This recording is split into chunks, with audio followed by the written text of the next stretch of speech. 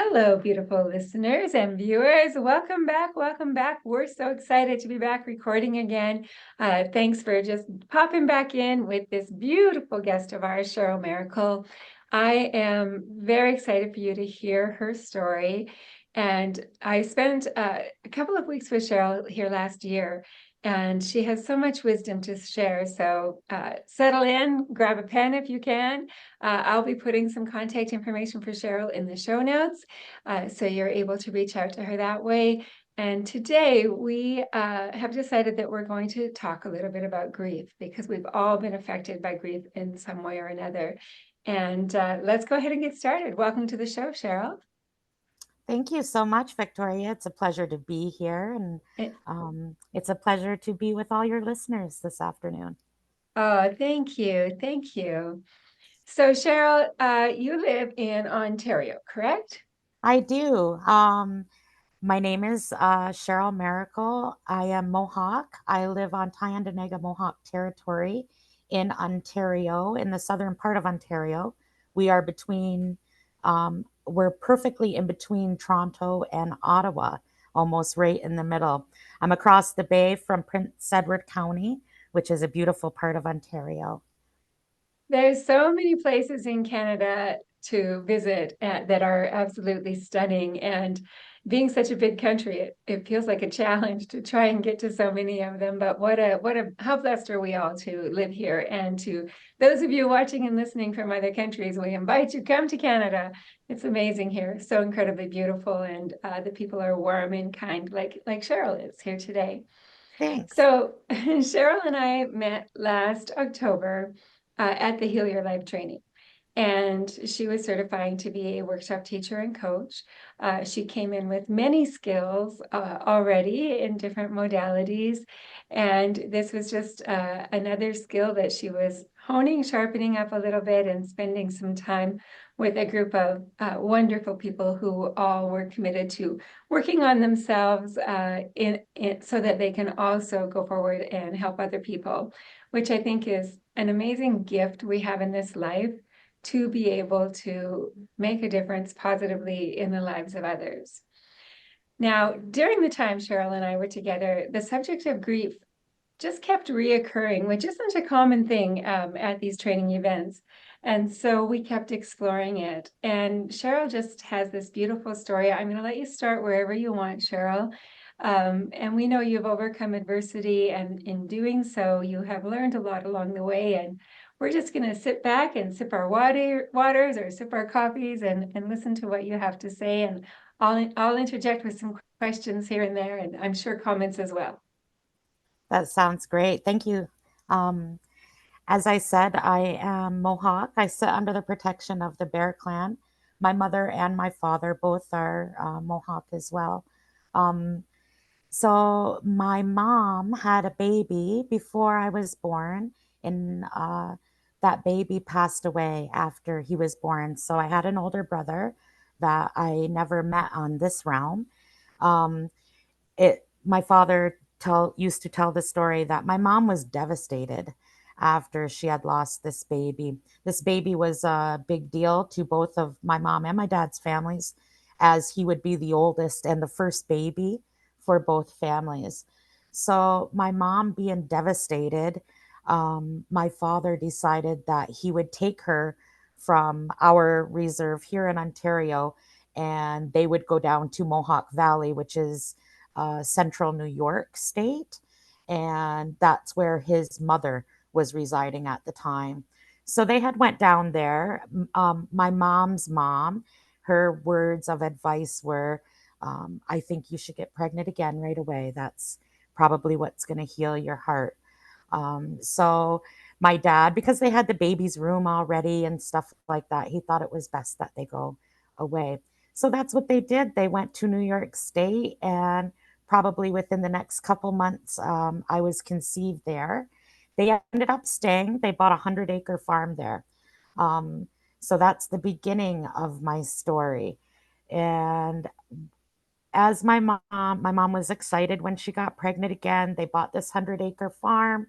They go on to live their life. My dad got a good job down there. and now it's getting ready. It's almost time for me to arrive.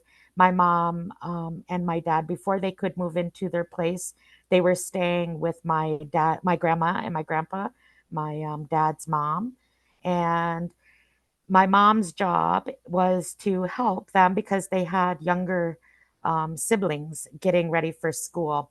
So there were five kids getting ready for school. They lived on a highway. Um, and when my mom was like 8 months pregnant, she watched the three youngest of those siblings get hit by a drunk driver. And my one uncle flew up in the air and flew back into the yard that she was watching over. My other uncle flew across the road and into the ditch. And my youngest uncle at the time, I guess the middle uncle, he flew up in the air and landed on the highway and died. And my mom watched that, and she was very, very pregnant for me. Um, that too was very devastating to her. And we know now today that prenatal uh, devastation, or that cellular memory that our bodies carry, that probably had a lot to do with what happens later on in my life. So a few weeks later, I was born, and I know this is going to sound crazy and hard to believe, but I remember my other two uncles. I'm learning to walk now. I'm probably like, I'm going to say 8, 9 months old. I'm learning to walk, and I can remember them laying in their beds in my nanny's living room, and they were in body casts from their necks down to their legs. They were busted up really bad, and just remember them loving me so much. And I was a big deal because I was the first grandbaby for both sides of our family. So I only remember unconditional love. I grew up like the Waltons. I was very we were very family oriented, very we were in a mountain. We were in our homelands where the Mohawk people originate from. So I come with lots of stories and lots of bush living. Um, I didn't realize till I got older that, and I was taking a social service worker program, that I lived in the bush. I was raised in the bush. I didn't realize that because I thought, because we had a home, a house, that I wasn't raised in the bush. But according, I guess, to what they classify being raised in the bush, I was. So I'm 11 months I'm 11 months after my brother was born. And then I have another sister that comes 11 months after me. And then two more came after that. So I come from a family of four, five if you include my brother. My mother and father were very loving, very caring. Now we fast forward to I'm probably 7 or 8 years old, and one of my great uncles passed away, and he was a darling to us. He loved us dearly. I was devastated when he passed away. Um, Talking about death in our family was not unusual. We weren't downfended from that. It was a very open conversation. But I remember going into town and going into the funeral home. I had never been to a funeral home at that point in my life. I remember going into the funeral home, and he was behind a curtain. And I haven't seen this since, but the coffin was situated behind a curtain, and the audience sat on the opposite side of the curtain. So when you went up to see him, I guess the audience couldn't see your reaction, or I guess it was for privacy. I'm not really sure. I was very young. I remember my dad holding me, and he asked me if I wanted to touch him. And of course, I wanted to. Um, and I remember the feeling. And that was the first time I'd ever felt anybody that was passed. And then I remember the feeling, the real feeling that I got, like my internal feeling. So I had lots of questions at that time, and this is when my my first memory of these things that I guess I was gifted to be here with came. And I remember saying to my dad, asking him all these questions, and asking him if Grandpa was going to, we called him Grandpa because he's my great uncle. That's what we would call him out of respect. If he was going to go to Sky World, and he said yes, that he was already there, that his spirit was able to travel back and forth now. And I remember asking why he was in that building. And I remember feeling like we couldn't leave him there alone, that I wanted to know because I knew the funeral was the next day. So I wanted to know why we were leaving him there and why we weren't staying with him. And um, questions of like who got him dressed, who helped him get in the box, all of that stuff.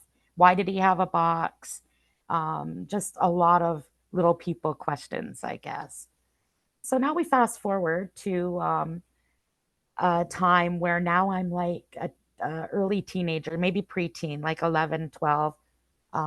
We're getting ready to move back to Canada because it was important for my parents that I would marry somebody that was Mohawk as well. So we come back to the reserve. We always knew we would be coming back. Um, we come back to the reserve. There's lots of travel back and forth in the years leading up to this time. We had already bought a farm here in Canada that we would be moving to. We end up coming to Canada. And once we got here, lots of things started to happen for me. I was brand new in grade 9, going to high school, not really fitting in. Um, I felt like it was going to be something different than that because I was coming back to the reserve and I was going to be with all the people we would visit throughout the last several years. Um, I also found myself very interested and intrigued with death and with the things that surrounded that. And I was introduced to traditional people, Mohawk people at that time, that were practicing traditional people. And not that we weren't, I did grow up in a Christian home. Um, when we got here, I got to go to places that people were going to Longhouse and stuff like that. So that was really intriguing for my young mind and my young spirit at the time. The more people I hung around with at that time, they were starting to recognize different gifts that I was carrying. And I was groomed at that point to be able to participate in traditional funeraling and to talk about those kind of things. And I guess societal responsibilities where those things are concerned. So then, bizarrely enough, when we move here, my whole young life is surrounded by a lot of grief and a lot of physical death in my family, in my community, um, people I went to school with. I was here for 2 years. Two of my cousins were killed tragically. Um, that was a huge deal for our territory. Just a lot of, when you come from a small, especially a First Nations community, we know everybody. So it feels like we're burying somebody often. And so I felt like at that time I was exposed maybe to a lot more death than I ever had been in my younger life. As that was happening, I was realizing that I had this pull to want to help. And it was like my compassion for that was way really heightened. And I've always had infatuations with things like graveyards, but in my small mind, I thought it was for historical purposes and to do genealogical work and stuff like that. But I know today that that is not what it was about at all. Um, so fast forward a little bit more, my brother-in-law, who I went to high school with, I loved him before I married his brother. We were great friends, platonic friends. He ends up getting killed tragically in a car accident. At this time now, I have two children that love him dearly. He's a huge part of our everyday life. Um, it was very hard for me to hone, and I felt like I had this beautiful toolbox at that point of how to deal with grief. But when that had happened, I lost my toolbox. And I was so devastated and grief stricken by his loss that I felt like I was stifled in my growth. I felt like I was stifled in my life. And I did lots of crazy things at that time. Like, I created this, I didn't even know I was doing it, this somewhat of a shrine type thing where I put pictures up in the basement of him. I put, I would talk about him all the time. I was, I had a gym bag of his stuff that was in the car that he was killed in. I would go through that. I would smell the stuff that was in there because he had changed his clothes, put them in this gym bag, and then went to a Christmas party after. I would smell those things. I would hold on to his tools that were in that bag, just crazy things. And I was always wanting to talk about him. And I think that was the reason for putting the pictures up in the area where our friends would sit and stuff, because I wanted to invoke that conversation. Um, I had a good friend of mine come into my home one day, and I was sitting on my basement floor with this bag of stuff. I was by myself. My husband and the kids were gone to school and work, and I was crying, and I did not hear him come in the door. And he must have heard me crying. He come downstairs, and he asked me what I was doing. And I said, "Brother, I can't stop thinking about him. I think about him every single day. It's the last thing I think of when I go to sleep, or before I go to sleep, and he's the first thing I think of when I wake up." And he looked at me and he said, "Cheryl, I think of you every day. I think of you every day." And I thought, of course you do. Of course you do. And I think of him every day because I thought of him every day when he was alive. That's why. And something happened. Something happened, and I was able to shed what felt like 1,000 pounds of grief in my heart, um, in my soul. Spiritually, I felt like something had, the floodgates had opened for me. And at that time, I felt like I can help. I have the tools. It was like my he unveiled my toolbox for me again. And when I seen my toolbox again, it was completely different than what it was before.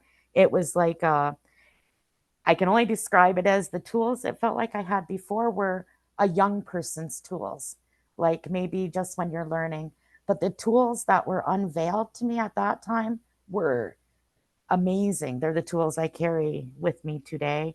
Um, I don't mean physical tools, I mean mental and spiritual tools. And Are you able just him, to? Oh, sorry. yes, people My too. question are there any tools that you use that you would be willing to share with us as an example of a tool?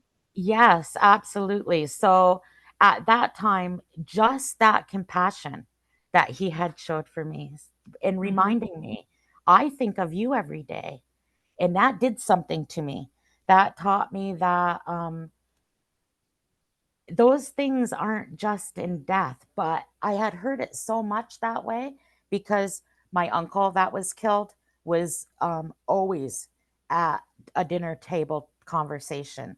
My nan, she was so grief stricken with his loss. It was a big part of our life. My mom losing my brother, those conversations were always a big part of our lives. So I believe today, one of my biggest tools, and probably a lot of where my compassion comes from, is from listening to those stories and being a part of those stories. Um, Another tool is how you speak to people. So we have this uncomfortable thing when a funeral happens where people are doing the "I'm so sorry for your loss," and "if you need anything, please reach out to me." And I'm not saying that those things aren't true. I'm just saying we have to put a little more thought, maybe, into those things. And probably some of the most important things you can say to somebody is, "Things will never be the same. I hope and I'm here for you as we're learning how to carry on from this point forward. That Hmm. because that's the truth. When somebody passes away, things are never the same. And I think a lot of where we get stuck, because when I was looking for my brother in law, I was waiting for that door to open because he came to our home the same time every day. I was waiting for that habitual piece to carry on, but it was never going to happen that way again. So I think right off the hop, if we can remind ourselves that our life is forever changed, because our life forever changed when we met that person. Hmm. And our life is forever changed when that person takes their next steps in their journey. So those, Yeah, I sorry. think that's something that we can all use, like every single one of us listening. Probably most of us have said things like, well, everything happens for a reason. I'm sorry for your loss. Yeah, All of these things, right? But how many among us have sat down and said, things will never be the same, and I'm here for you to navigate this new journey? I right. When I think of the loss in my life, like I could cry right now, Mm, thinking in with the loss in my life, if somebody would have been able to say those words to me, it feels like they're holding my hand, right? When I read these words that I've written down, things will never be the same, but I'm here to help navigate this journey with you. It feels like someone is holding my hand and I'm not alone in my grief. So that is an excellent tool that you have shared with us. And thank you. Thank you for that tool.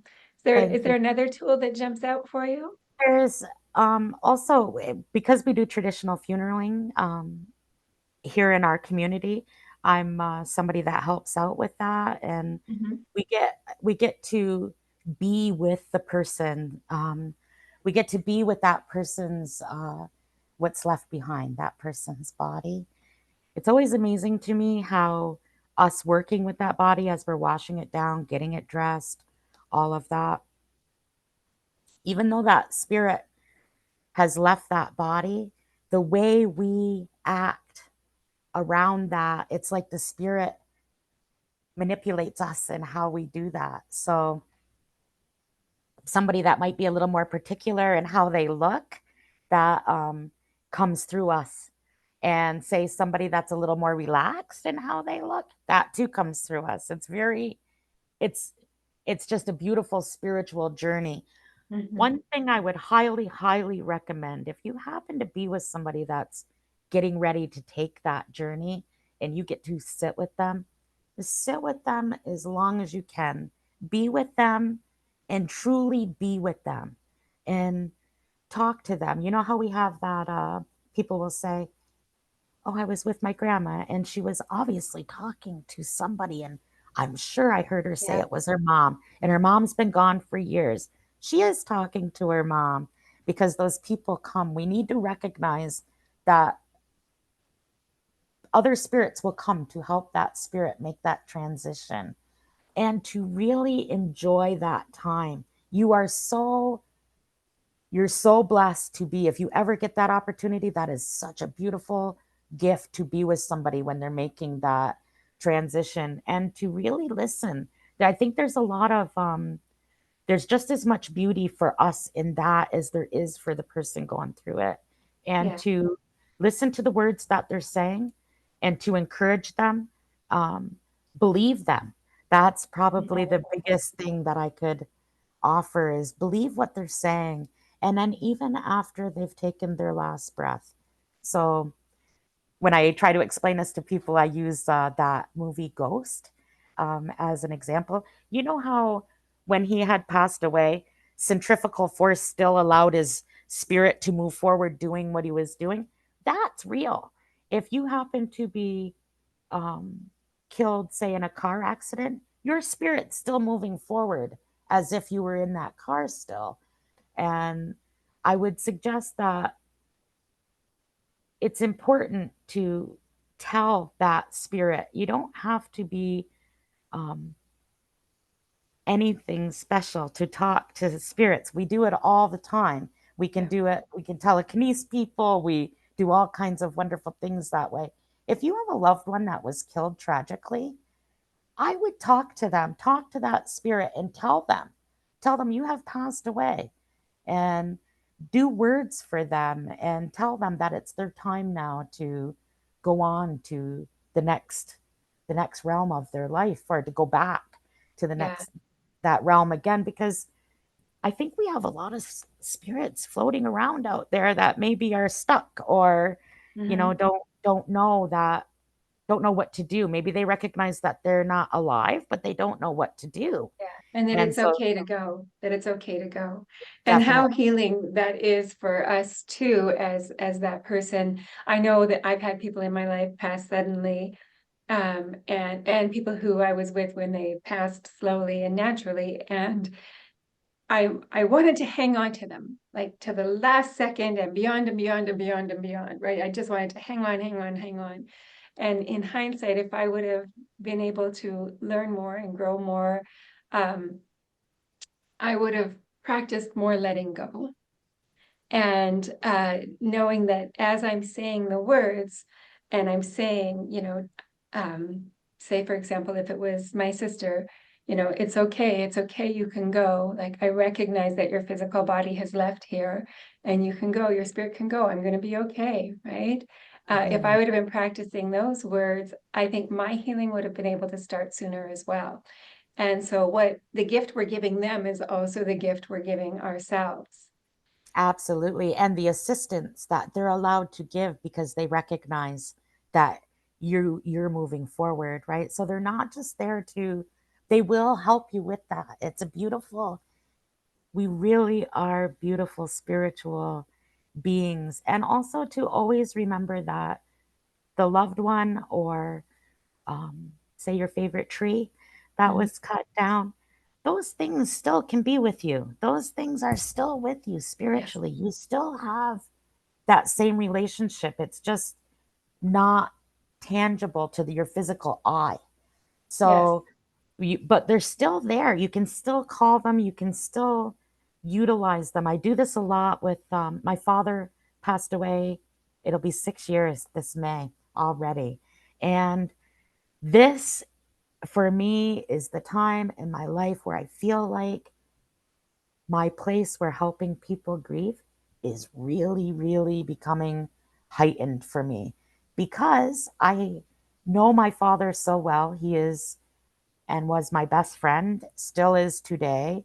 Um, I wouldn't call him my best friend. He's my best spiritual advisor. That's what I would call him. He's the person that taught me about spirituality. He's the person that helped me understand a lot of things about myself. He believed me when I was a little girl and asking those questions. I remember the look on his face when I said to him, "We, how come we're leaving Grandpa here by himself?" Come to find out, we're not supposed to do that. When our people pass away, we don't we usually don't take them to a funeral home. Now, some people do. If you're traditional, we usually do not do that. And somebody's with that body the whole time. And it's amazing. Leaving a light on, I wanted to leave a light on for him. That's another thing we do. And to know those things when I was a little girl and not understand them, I made it my life's work to make sure that my children knew that, Yes. and that my children understood those things, and that death was just as beautiful as birth. And you'll find a lot of the times a death doula and a birth doula, they'll work together, because it said that we need each other.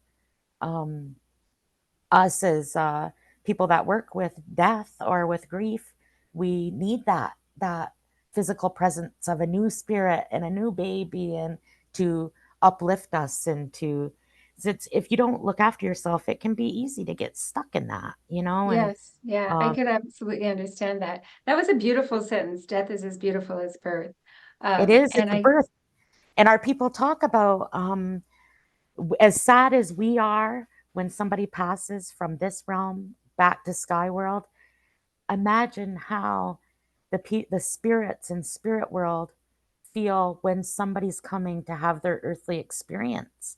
Do they Mhm. feel that way, or do they have the understanding, but do they long for them that way, the way we have a tendency to? I think they probably have a way better understanding about what's going on, and time probably isn't the same for them as it is for us.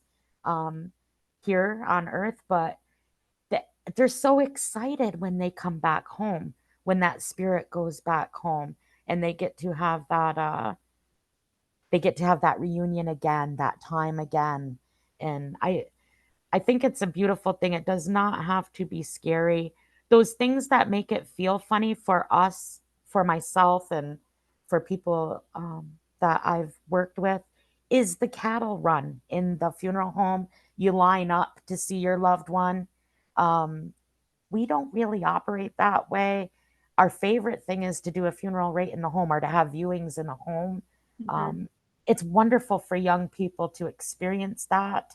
We've had several people that we get the honor of watching them do that for the first time. And it's Yes. always so beautiful what comes out of those things. But it reminds us too about the work that's important to still be done and to Mm. be sharing those things of grief. And also that, as we know, grief isn't just the loss of the death of a loved one.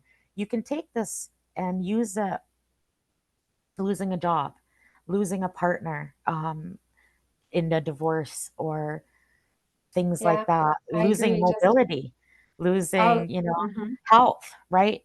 We can take this and use it to that too. And it doesn't have to be that everything happens for a reason. It should be something like, I'm slowed down now, say for mobility, I've slowed down now, and I'm just going to take in everything that I'm allowed to take in by moving slower. Yes. Or or if it's a if it's due to a loss like a divorce or something like that, you could utilize things like, did I earn my way out of there? If you're the one leaving, did my partner earn their way out?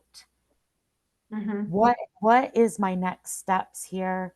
Life will never be the same because I built my life around being married to this person. Utilizing those same thoughts, those same words. Grief is grief is grief, It's and it true. It's true. comes in all shapes and forms. So, So Cheryl, uh, I'm sorry. Yes, yeah, the it does. It taking absolutely does. And where you least expect it sometimes as well, oh, with when our kids leave the nest and whatever it might be. Or we retire and we're like, thank God. And then 5 minutes later, we're like, what have it's I like, done? oh God, right? Yes, exactly. It's Yes, just like yes. that. I know that Absolutely. you work one-on-one with people, coaching them through grief processes, as well as you do workshops and so on. I wanted to ask you a question before we sign off here. I always ask, what a favorite quote is or what a favorite affirmation is. And what you had told me is, I am safe, the universe loves me. And can you tell us Yes. what that means to you? I am safe and the universe loves me. So, um, when I talk about the universe loving me, what I've learned in the last little while, and a lot of this, um, the lid was put on it with the Louise Hay training, was the universe loves me because that's where all my ancestors are. Yeah. That's where, like, the beauty in the stars. That's our ancestors, and everything that's around us, that's there for us. We're taught in our creation story that creation is put there for us. Yes. And so when I talk about being safe and the universe loves me, it feels like I really can't do any wrong because there really aren't any mistakes unless I've made a choice to do something outside of what I would normally do. Then that's wrong. Wrong Hmm. is wrong. But if I've just stumbled in a mistake, the universe loves me. Only in Yes. my mind, it's a mistake. The universe has me there for a reason, and I'm Yes. safe there. That's probably why that's my favorite tool and my favorite Wonderful. quote. Yeah. And I'm going to circle that back to this discussion on grief. As like you, having lost people, like our listeners and viewers, having lost people, um, oftentimes it shakes our being that we don't feel safe. And so reminding ourselves that I am safe, even though I may not feel safe right now, I am safe. the universe loves me, God loves me, Creator loves me. And just giving yourself as much security, giving yourself as much compassion as you can to go through this time and feel your feelings. And Cheryl, I love what you shared about being able to grieve in someone's home or in a more private setting. And I believe that the ceremony of funerals, is an important piece, that people need that piece. But I've often thought how hard it is as the daughter or the mother or the sister to sit in that front row and have your grief on display. And so it's so beautiful that you talk about the opportunity to go through that process privately in a place where that person who has passed was loved and where their energy is. And so thank you for sharing that piece, because I think for many of us, even if it's not possible to do that physically, if we can spend time with a picture of that loved one, or spend time, seeing our dad at the kitchen table in our mind's eye, and share uh, our grieving at home that way with that person, I think that's a step of moving forward. And for all of those who are needing help with grief, needing help moving forward, like Cheryl said, whether it's a divorce or a job loss or whatever it might be, I will put Cheryl's contact information in the notes. Please do reach out and talk to her. As a side note, I have this beautiful little pair of moccasins that Cheryl gave me. And when she gave them to me, and Cheryl, you can rephrase this if I'm getting it wrong, she said, it's to remind us about walking in other people's shoes. And Cheryl does have a company that she has these beautiful creations in, and I would encourage you to check out her website. You will be glad you did. I'm not going to spoil it for you. I'm just going to tell you that. It is randy'sleather.com, and I'll put it in the show notes. So Randy's, so Randy with an S, leather.com. Check it out. And remember, as we all walk gently on this earth, to remember what it is to walk in someone else's shoes as well. Thank you Absolutely. so That's where much, Cheryl. compassion lies. That's where Pardon me? compassion lies, is in somebody else's shoes, right? Oh, So it's so yes. important. Yes. Oh, Yes. you just gave Thank me you, goosebumps. Victoria. Thanks. Thanks, Victoria. It's been a pleasure being with you Well, thank today. you so much for thank you for being on the show. I really appreciate that. Absolutely. Thanks.